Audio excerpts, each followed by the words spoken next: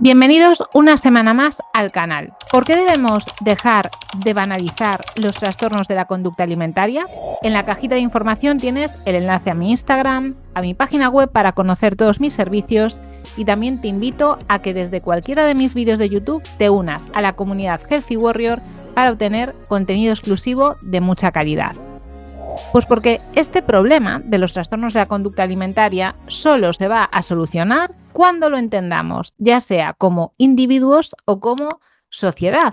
Ya sabéis que los trastornos mentales así se llaman porque no son enfermedades, es decir, que no hay nada anatómico dañado en el cerebro de una persona que sea atracones, que mastica y escupe, que picotea, que se restringe su alimentación hasta causarse una amenorrea. ¡No!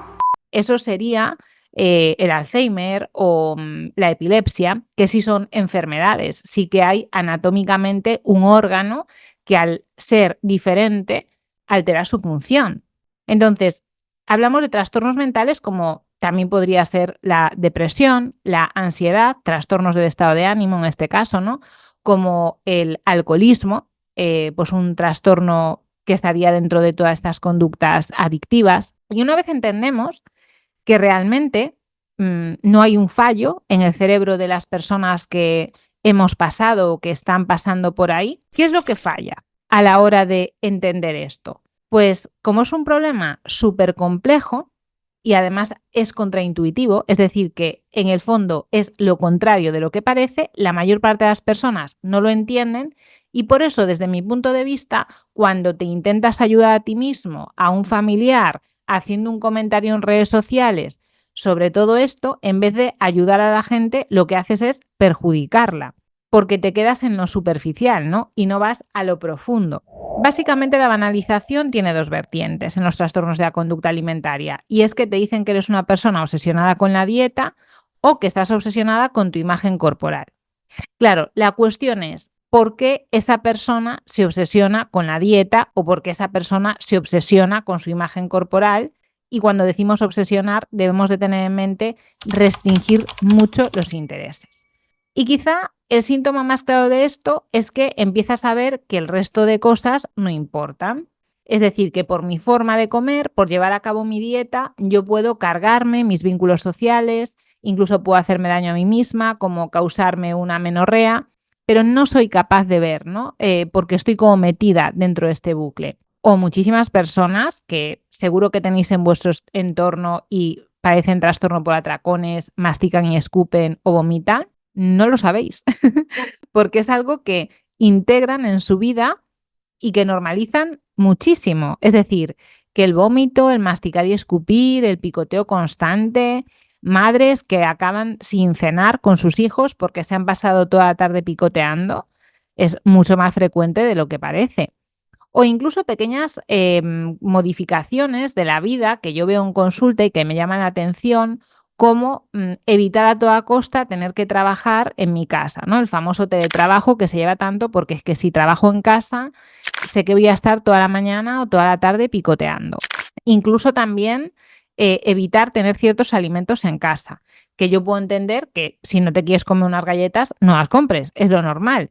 Pero a lo mejor te apetece comerte una galleta o te apetece comerte una galleta de vez en cuando, pero como tienes miedo a reventarte el paquete entero, no te las compras. Y bueno, ya si dejas de tener vida social con tus amigos porque te da miedo darte un atracón, ya sea in situ o al llegar a tu casa, pues aquí se está viendo, ¿no? Cómo la vida de esas personas está muy condicionada por ese trastorno.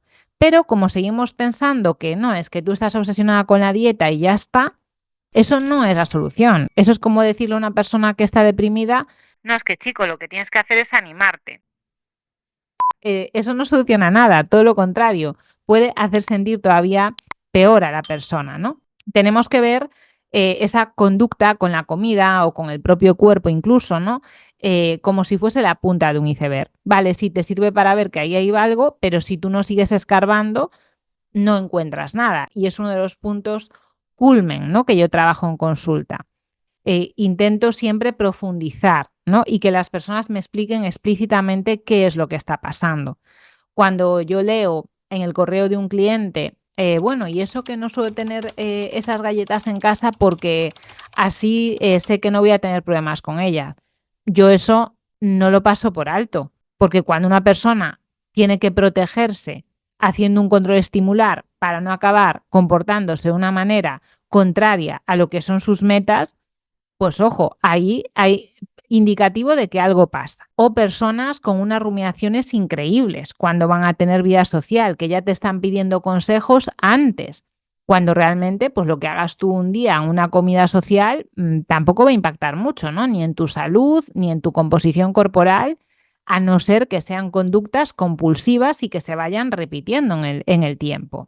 Como ya os he dicho muchas veces, cuando ya hablamos de trastorno, que esto es un poco difícil de definir, en verdad, porque aunque obviamente hay criterios diagnósticos, que los criterios diagnósticos de los manuales tipo el DSM-5, ¿no?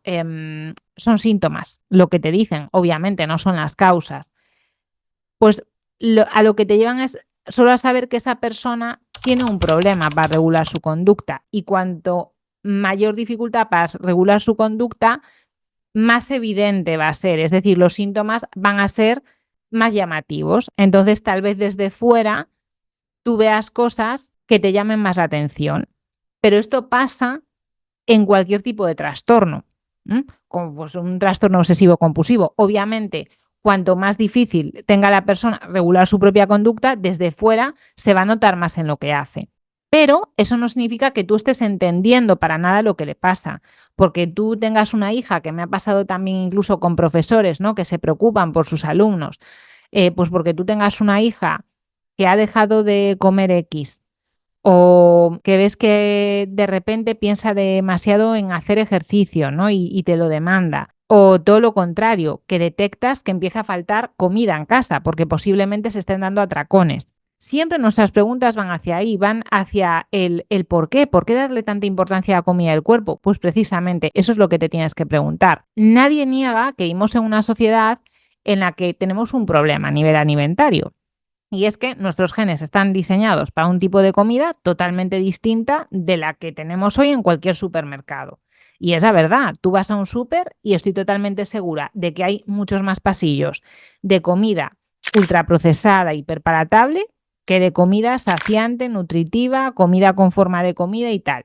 Por otro lado, somos una sociedad muy sedentaria, una sociedad que duerme muy poco, que cada vez es más difícil tener vínculos sociales sanos. Y todo eso va dañando mucho, ¿no? Nuestro bienestar mental, aunque también hemos avanzado en muchas cosas.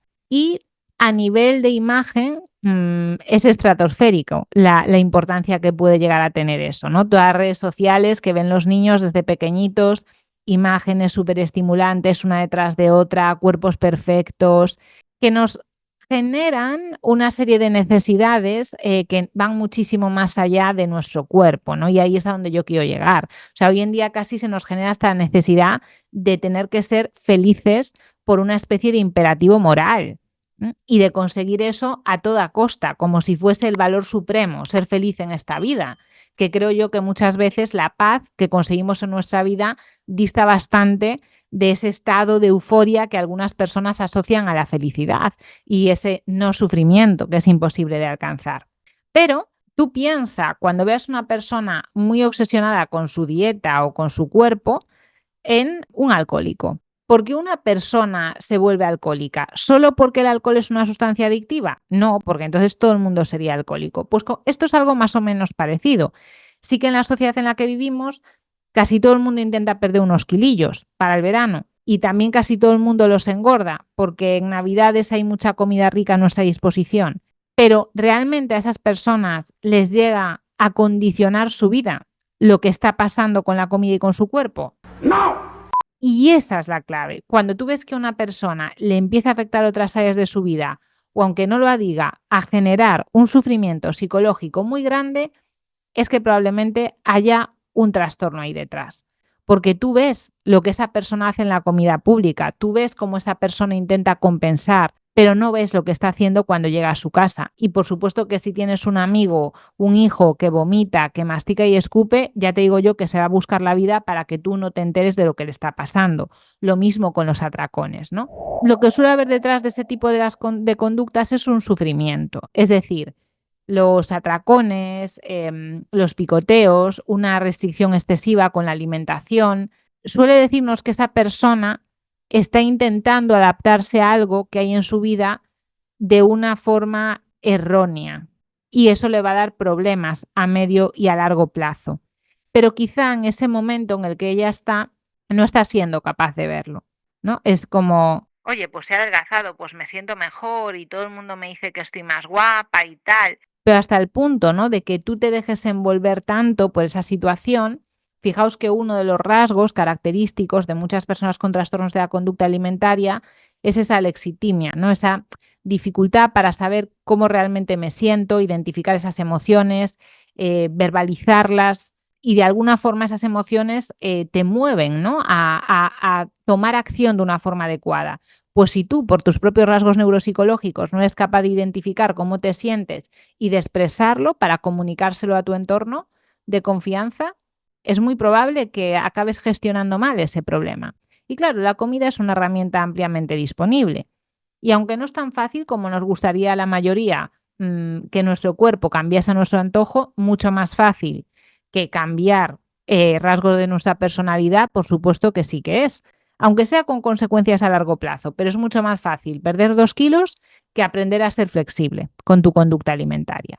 Mi trabajo en conducta alimentaria, porque prefiero llamarlo así y no tanto en trastornos de la conducta alimentaria, os podría decir que se resume mucho a saber leer entre líneas, en conseguir que esa persona confíe en mí para contarme de forma muy explícita cuál es su relación con la comida, sin enroscarse demasiado, simplemente que me describa lo más evidente y a partir de ahí empezar a ver qué es lo que tenemos que trabajar. Y muy importante, de forma secuencial, ir estableciendo pequeñas tareas de trabajo, ya sean aprender a escuchar a nuestro cuerpo para flexibilizar nuestra conducta. Y no es para nada incompatible con tener una pauta de alimentación, que esto mucha gente se confunde. Tener una pauta de alimentación te ayuda, es como tener una higiene de sueño o como tener una tabla para entrenar, pero está diseñada de una forma concreta para que tú sigas teniendo momentos de tomas de decisiones respecto a la comida. Y esa es la forma de trabajar ideal cuando tenemos problemas de relación con la comida. Uno de los mensajes principales que quiero transmitir es que la frase más repetida por personas que están en momentos muy floridos de su trastorno de la conducta alimentaria es: la vida me viene grande, estoy en un momento en que la vida me supera. Y claro, esa superación, nuestra mente la salva evadiendo el sufrimiento con alimentos. Y es normal. Y lo peor que podemos hacer es convertir nuestra vida en una evitación, en vez de ser los propios constructores, los propios compositores de nuestra realidad, en la medida lo posible, porque por supuesto que habrá cosas que no dependan de nosotros, pero siempre podemos hacer algo para sentirnos un poquito mejor.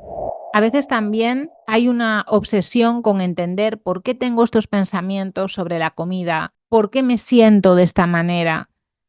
Y a veces entender de dónde viene ese pensamiento o esa emoción nos sirve de mucho, porque son manifestaciones, ¿no?, de nuestra mente constantemente. Si tú observas un pensamiento, ahora está, ahora no está. Por eso, pegarse mucho a esos pensamientos y esas emociones no es una buena estrategia. Te recomiendo que si tienes una mala relación con la comida, donde trabajes es en aprender a seguir con tu vida a pesar de lo que pienses o sientas en ese momento. Y antes de que te des cuenta, esas emociones y esos pensamientos ya han desaparecido de tu percepción de la realidad, de tu conciencia, ¿no? Y no es suficiente que tú tengas empatía con una persona que te dé pena, entre comillas, lo que le esté pasando, ¿no? Si tú no entiendes de dónde viene ese comportamiento, no vas a poder ayudarlo.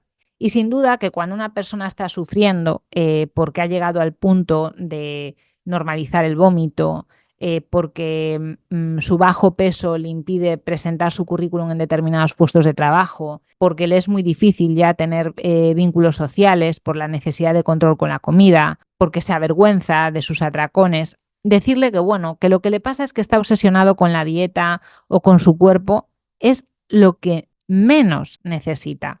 Entonces, con este vídeo simplemente quiero invitarte a que, igual que no le dirías a una persona que padece ansiedad, bueno, tú cálmate, o a una persona que está deprimida, anímate, hombre, Pues a una persona que padece un trastorno de la conducta alimentaria no le podemos decir, no, es que estás obsesionado con la comida y con tu cuerpo, porque ahí hay muchísimo más que trabajar y esa persona tiene que lograr entender su sufrimiento y desarrollar habilidades para transformarlo en una rutina de vida que valga la pena ser vivida.